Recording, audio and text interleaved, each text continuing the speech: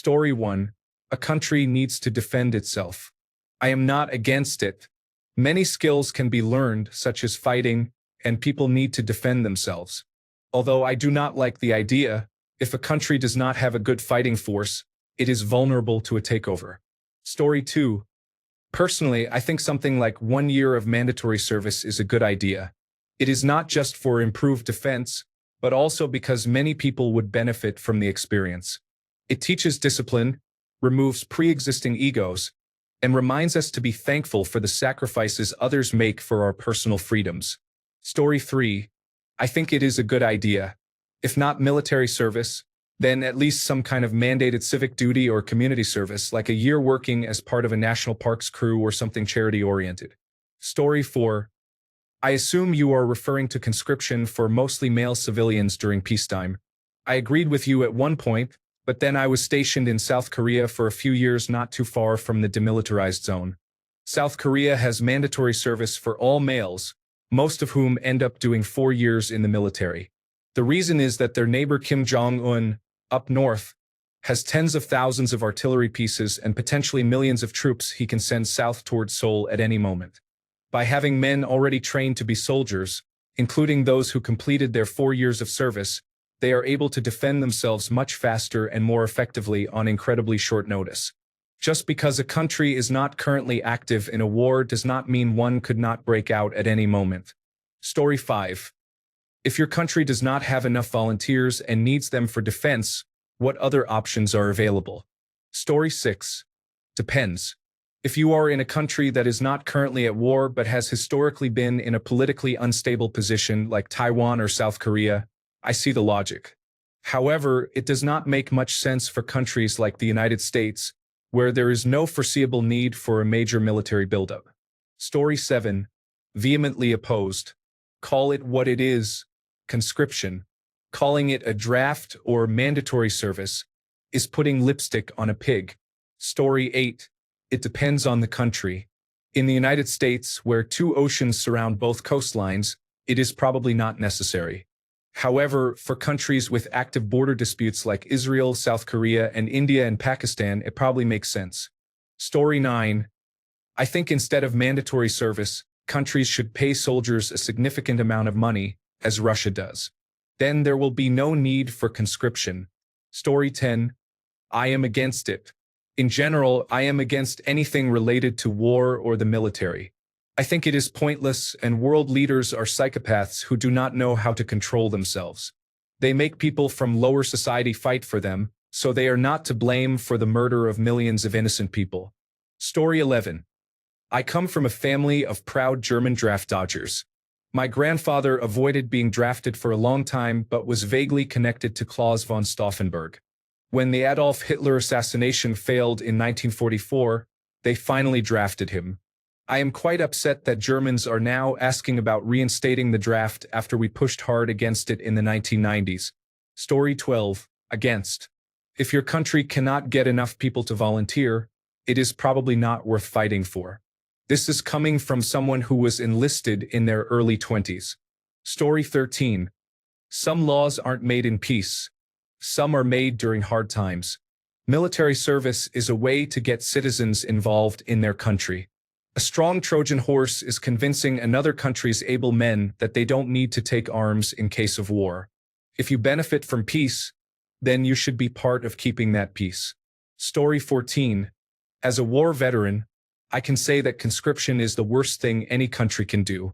It is difficult to rely on someone who is forced to be there. Story 15. Mixed. Generally against mandatory military service.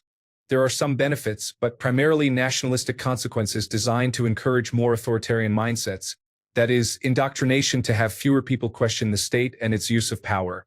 Story 16. In the United States, bring back the draft for all females, including them with a mandatory service of 2 to 4 years after high school, followed by paid college education. Story 17. Australian here. I am strongly opposed to mandatory military service. Absolutely nobody should ever be sent to fight in any kind of war against their will.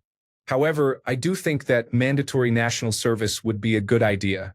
If you have been following the news for the last few years, Australia has experienced massive fires, floods, and even one of our major cities has been hit by a cyclone.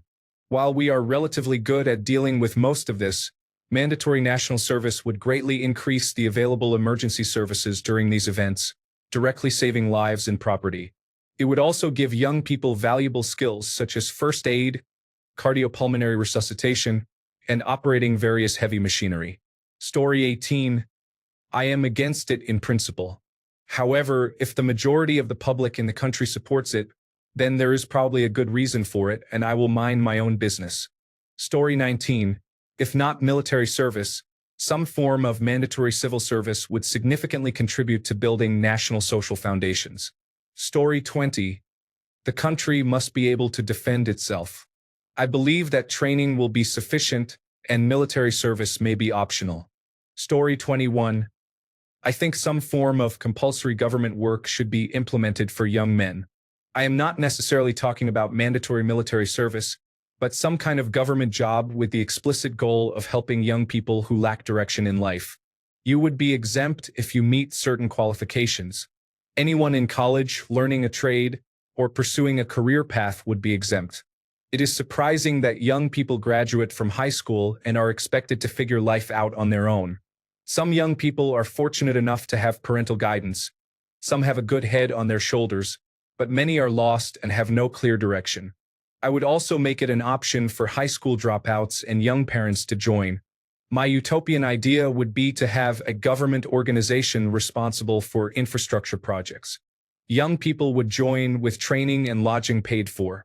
There would be many physical jobs, but also logistics roles such as material purchasing, ordering, coordinating lodging and food, transportation, and more. Story 22. It is better than being invaded by a country bent on conquest. If the country's military has not made active plans for the possibility of invasion by a hostile neighbor, conscription amounts to putting your life on hold and wasting time on a military base during your term. It is a big waste of time. I am more sympathetic to conscription in Israel, which has fought 3 existential wars in living memory. Story 23. It would probably be a beneficial experience for people. They could engage in physical exercise, learn first aid, and acquire some survival skills. Story 24. There are more benefits than drawbacks. I have also noticed that most countries with mandatory service have significantly lower crime rates. Story 25. I was against it, but fortunately did not have to do it. I only went one day to check if my name was on the list and they gave me the documents to sign. I guess I am just too disabled to actually do anything in the army. I just hope I am not randomly called to defend my country someday with no training whatsoever. Story 26. I support a public service commitment of 1 to 2 years for all postgraduates, either in the military or in medical fields. There could be helpful roles that do not require medical training but contribute to the overall system function. This service provides skills that help both the individual and the country. Story 27. Generally against, but not all nations have the luxury of peaceful neighbors. Although I benefit, I did not realize until I moved to a country with it that it means you have a nearby team of basically trained civil engineers for tasks like responding to floods. Story 28. I'm from Singapore, a country not at war, but with 2 years of mandatory military service. In my opinion, it acts as a deterrent to our larger neighbors because we are a poisoned shrimp. Invading us would mean facing men above the age of 18 who are trained to use weapons and operate in groups of 3, resulting in guerrilla warfare in a highly built-up area. The only option would be to eliminate us with nuclear weapons, which serves no purpose. On the social side, as much as we hate to admit it, military service provides common ground for people. Asking, "What unit were you from?" is a typical conversation starter among Singaporean men. We do not love military service, but we understand its importance and do what we have to do. Story 29. United States. There are plenty of volunteers, and we are unlikely to be attacked due to our size, friendly nations to the north and south, and oceans to the east and west. Other countries. Not my country, not my business. Story 30. There are more than enough volunteers in most countries, so it is not needed. I am certainly against mandatory military service for men only. Story 31. As a parent, I despise the idea of my children ever being forced to serve in the military. My wife and I give countless hours of love and care. I work hard to provide for them, so for them to be forced to go off in the desert on the other side of the globe to face danger because someone in Washington says so would absolutely infuriate me. I am wholeheartedly against forced military service. I am not opposed to a year of non-military civic duty, such as park service. Story 32. Without knowing what is taught in those 2 years, I cannot say. If you are telling me it is just a group of people doing formations all day, then no, that is a waste of manpower.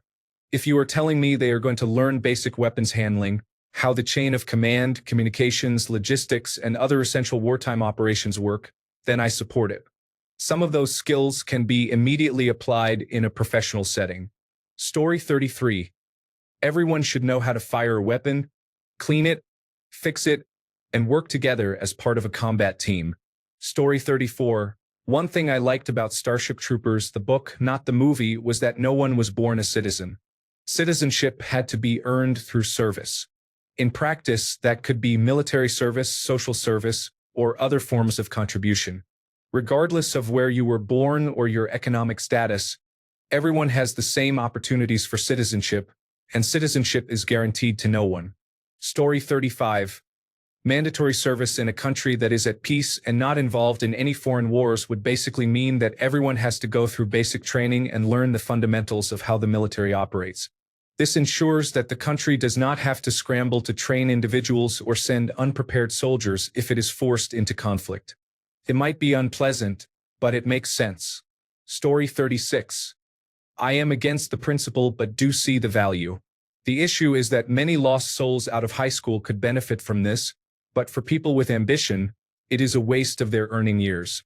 If there were a system where, if you are doing something productive with your life, you do not have to serve, but if there is no valid reason, you should have to serve. I also think women should be included, and there should be a non-military option for those opposed to military service. I also grew up around the outdoors, and if handed a gun, I could hit a target at a decent distance. Just give me a few rounds to get the feel.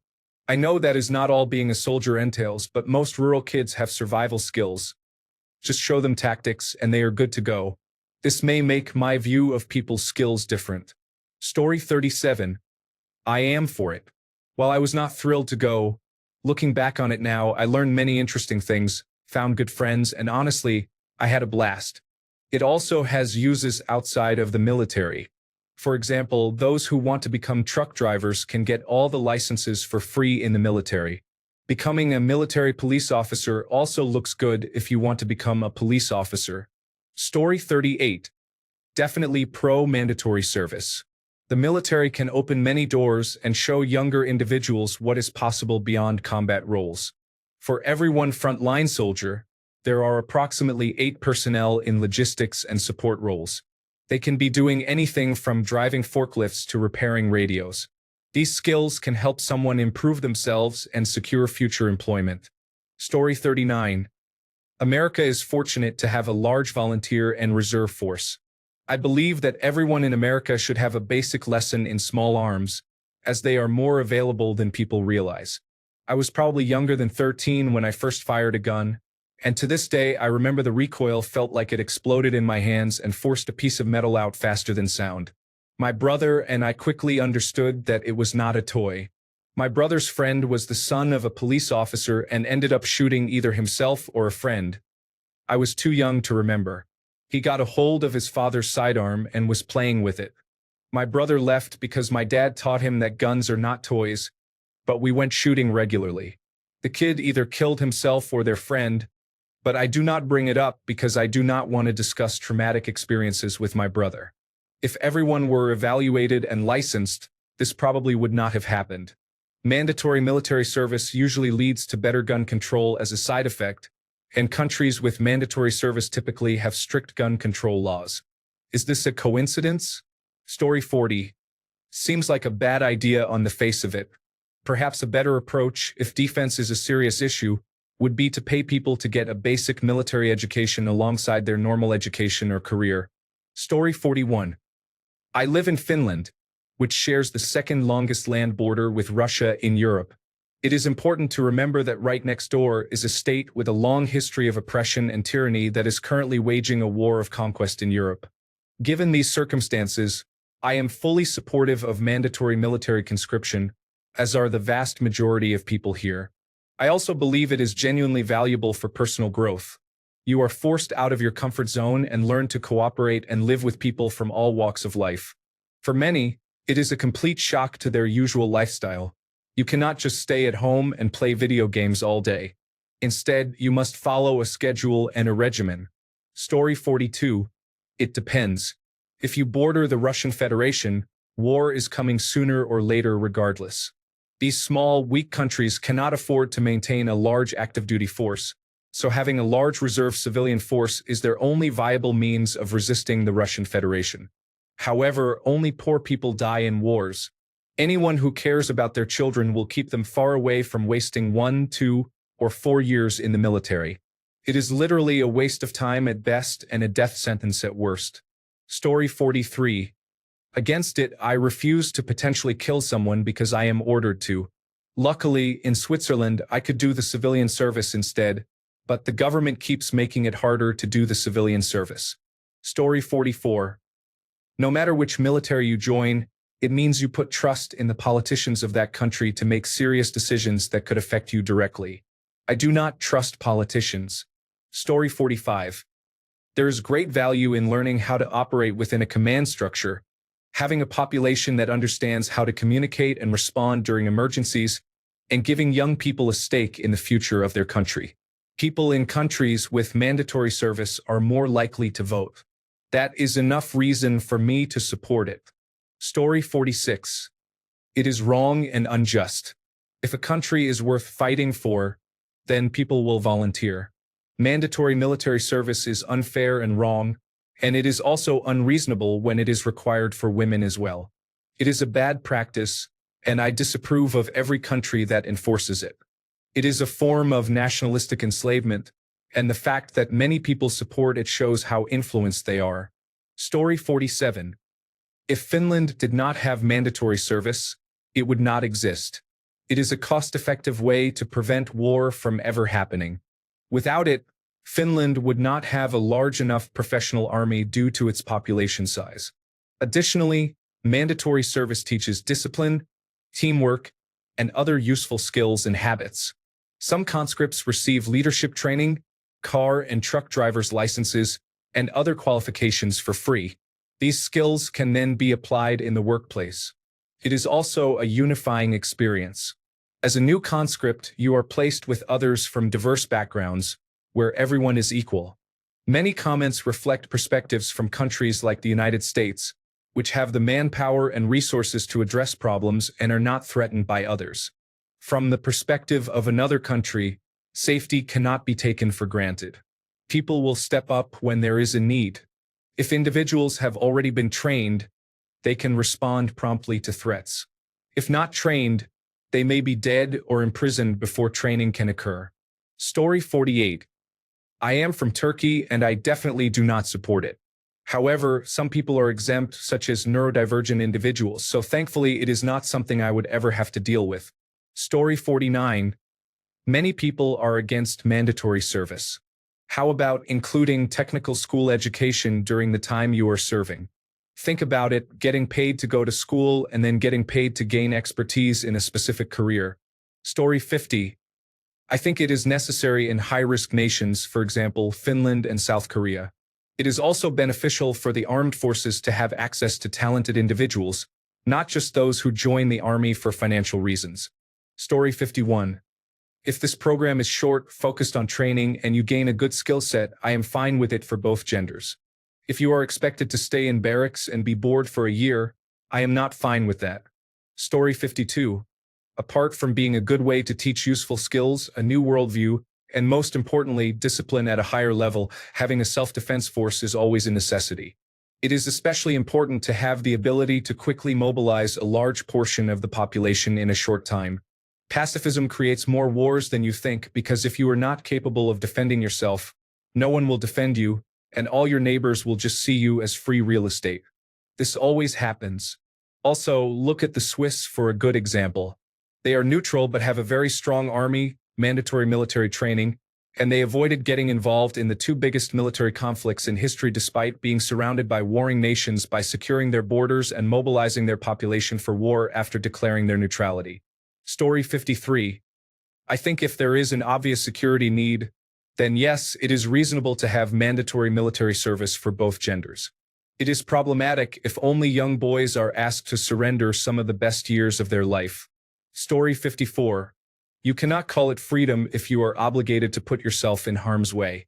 If I were born into a world where I would be recruited to fight against my will, I would rather end my life as soon as possible or at least retreat into the wilderness and enjoy life to the extent I possibly could. Thanks a bunch for sticking around till the end of the video. Remember to subscribe, and until next time, stay awesome and goodbye.